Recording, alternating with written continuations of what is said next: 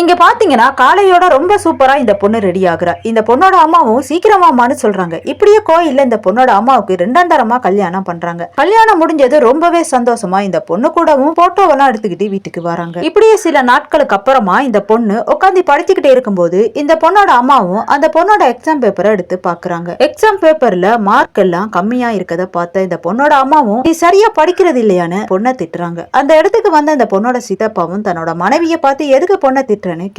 அப்படி கேட்ட இவரும் அவரோட மனைவிய பார்த்து நீ எழுந்திருச்சு உள்ள போ நான் பாத்துக்கிறேன்னு சொல்லும் போது இந்த பொண்ணோட அம்மாவும் வீட்டுக்குள்ள போயிடுறாங்க. இந்த பொண்ணோட சித்தப்பாவும் அந்த பொண்ணு பக்கத்துல உட்காந்து இங்க பாருமா நீ எதுக்குமே டென்ஷன் ஆகாதன்னு சொல்லி அந்த பொண்ணை தட்டி கொடுக்கும் போது இந்த பொண்ணு பயந்து போயிட்டு அம்மானு கத்துனபடி சித்தப்பாவோட கைய தட்டி விடுறான். இப்படியே இந்த பொண்ணோட அம்மாவும் இத பாத்துறாங்க. இந்த பொண்ணு அப்படியே எழுந்திருச்சு வீட்டுக்குள்ள போயிடுறா. இப்படி இந்த பொண்ணோட அம்மாவும் தன்னோட கணவரை பார்த்து அவ சின்ன பொண்ணுங்க தெரியாம பண்ணிட்டா மன்னிச்சிருங்கன்னு சொல்லும் போது இந்த பொண்ணோட கணவரும் மீனுக்கு நான் உன்னை கல்யாணம் பண்ணது பிடிக்கல போலன்னு சொல்லும் போது இந்த பொண்ணு அப்படியெல்லாம் ஒண்ணும் இல்லைங்கன்னு சொல்லி சமாதானப்படுத்துறா. இப்படியே 2 நாளைக்கு அப்புறமா ஸ்கூல் டீச்சரும் இந்த பொண்ணோட அம்மாவை ஸ்கூலுக்கு வர சொல்லி இருப்பாங்க. இந்த பொண்ணோட அம்மாவும் கிளாஸ் டீச்சரை பார்த்து எதுக்காக மேடம் வர சொன்னீங்கன்னு கேட்கும்போது டீச்சர் இங்க பாருங்கம்மா உங்க பொண்ணு இப்ப எல்லாம் சரியா படிக்கிறதே கிடையாது, ஏதோ பறி கொடுத்தவ போல இருக்கா, மார்க் எல்லாமே ரொம்பவே கம்மியா இருக்கு, அவளை சரியா கவனிக்கிறது இல்லையான்னு டீச்சரும் கேட்கும்போது இந்த பொண்ணோட அம்மாவும் இனிமே இந்த மாதிரி தப்பு நடக்காது மன்னிச்சுக்காங்க டீச்சர்னு சொல்லிட்டு கிளாஸ் ரூமை விட்டு ரொம்பவே கவலையா வெளியே வராங்க. இந்த பொண்ணோட கணவரும் டீச்சர் நம்ம பொண்ணை பத்தி என்ன சொன்னாங்கன்னு கேட்கும்போது கிளாஸ் ரூம்ல டீச்சர் சொன்ன எல்லாத்தையுமே கணவர்கிட்ட சொல்றாங்க. இப்படி அந்த பொண்ணு ஸ்கூல் விட்டு வெளியே வர அம்மா தன்னோட பொண்ணை பார்த்து என்னம்மா ரொம்ப டல்லா இருக்க எங்கேயாவது போகலாமான்னு கேட்கும்போது அந்த பொண்ணு நம்ம 2 பேருமே பீச்சுக்கு போகலான்னு சொல்றா. பீச்சில 2 பேருமே ரொம்ப ஜாலியா விளையாடிக்கிட்டு இருக்கும்போது அம்மாவும் தன்னோட பொண்ணு கிட்ட